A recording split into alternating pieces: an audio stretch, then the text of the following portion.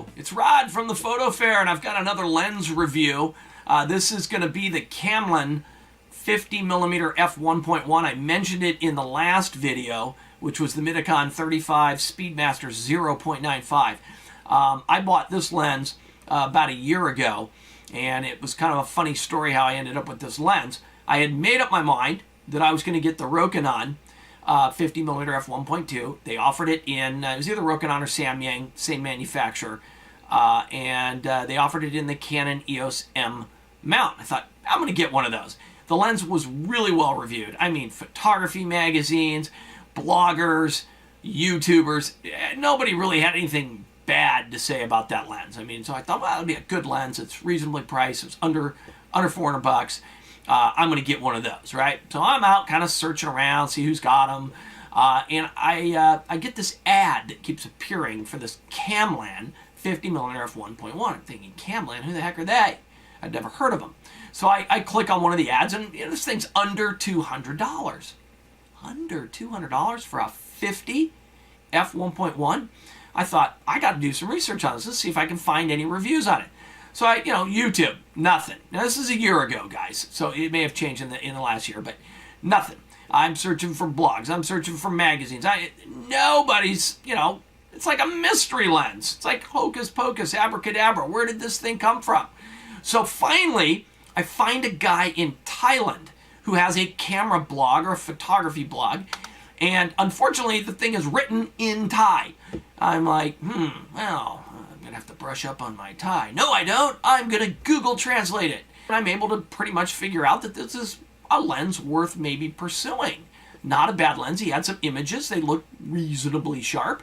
I thought, this could be something. Under $200, I could have some fun. I ended up ordering it from Amazon. 2 days later, it shows up at my house. $179. I'm like, how can I go wrong? $179. So, guess what? I still have the lens a year later. So it's obviously a pretty decent lens. So I did the same demonstration. I want to do the same bokeh demonstration about the shallow depth of field that I did with the Midicon 095. So you're going to have to look at a close-up of my ugly face again. So here it comes. Take a look at this.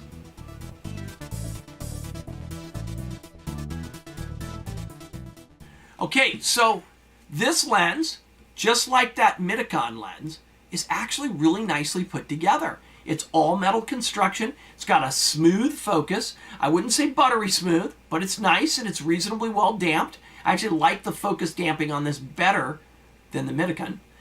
It has the aperture ring in the back, so still photographers will like that. The aperture ring on this one's a little stiff. Not unbearably so, but just a little bit. And it is, like the Midicon lens, also Cine style. Okay, so there's no click stops at all. Great for video, still photographers don't like it. But I'm fine with it. I've grown so accustomed to doing that. Look how small this lens is. This is a 50mm f1.1, and it's tiny. I love that. This one, I don't think it's any better built or worse built, for that matter, than the Speedmaster lens I did.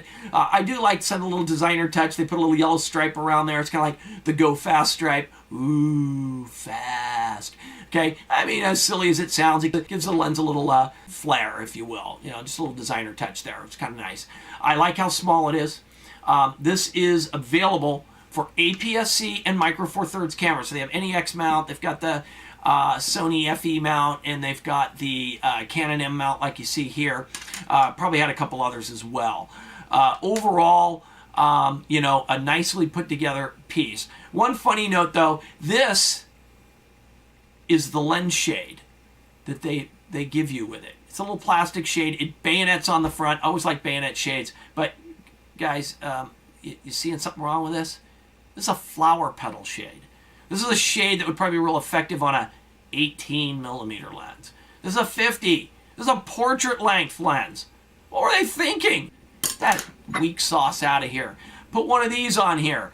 This is a metal shade. I got a whole box of these things. You can go to Photo Fair or other photo shows around the country and find guys that just have boxes of these old metal shades in various sizes. This lens needs a 52mm. So I put this one on here. It's a much more effective shade. This shade does a really good job. So I would, you can also find these on eBay for a couple bucks. So put a good shade on it. That's really my only complaint, about, the construction or, whatever, what comes in the box kind of thing, is that shade's kind of useless. How's the lens optically? The lens is actually reasonably good. This is not as good as that Minigun Speedmaster 35mm lens that I did last time. It's at f1.1. It's, I won't say it's real soft. It's actually sharper than my old rangefinder 1.2 Canon lens was, wide open. But what's weird about the lens is that it doesn't really sharpen up when you stop it down.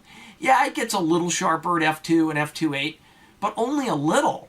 It's like usually these things will really clean up nice when you go 2 stops off wide open. This one just gets a tiny bit better. So I thought that was kind of weird. At 1.1, it's I would rate it as good sharpness. At f2, it gets, or 2.8 gets to maybe very good. It never gets to excellent at any f-stop.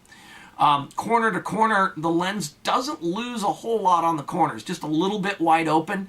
It softens up just a little more on the edges. That's to be expected. It probably performs better on the corners than that Minigun 35 did. But in the center, it's not as sharp. So, again, this lens is under $200. So, it's hard to complain. It's under 200 bucks. All right, so we've got some sample photos here. Take a look at these sample photos.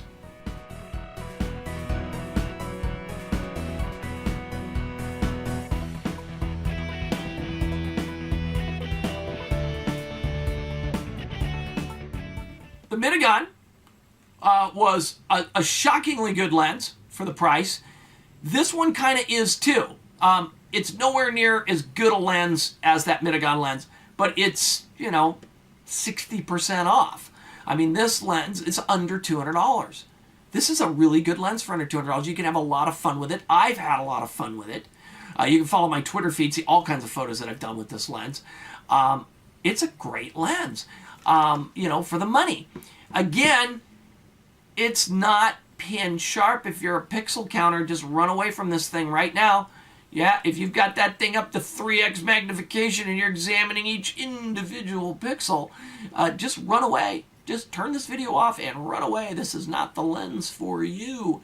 But if you're somebody that wants to be able to make some dramatic portrait type shots with just this dreamy soft background where the whole world behind your subject just blurs out into obscurity, and it's sharp enough for most portrait situations, this is your lens, okay? And it's going to save you a lot of money. You take the extra $300-400 that you save off of more expensive lenses and go have a hell of a good time traveling with this lens, okay? And you can't go anywhere too exciting for $300, but hey, book a flight to Vegas. Whatever. This is a good lens. I like it. The next photo fair is March 3rd, 2018. So hope to see you there if you can. Have a great day. We'll see you next time.